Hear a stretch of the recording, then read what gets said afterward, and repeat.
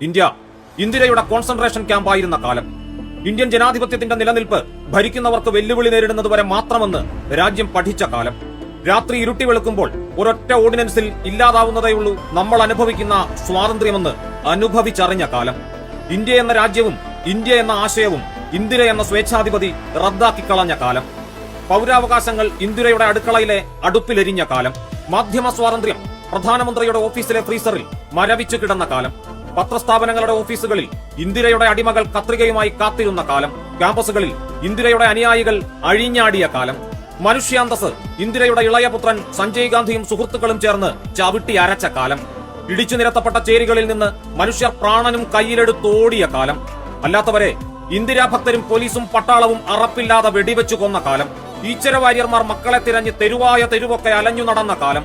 അവരുടെ മക്കളെ അസംഖ്യം രഹസ്യ കേന്ദ്രങ്ങളിൽ ഉരുട്ടിക്കൊന്ന കാലം. കൊല്ലപ്പെട്ടവരെ തെളിവവശേഷിപ്പിക്കാതെ ചുട്ടരിച്ച കാലം.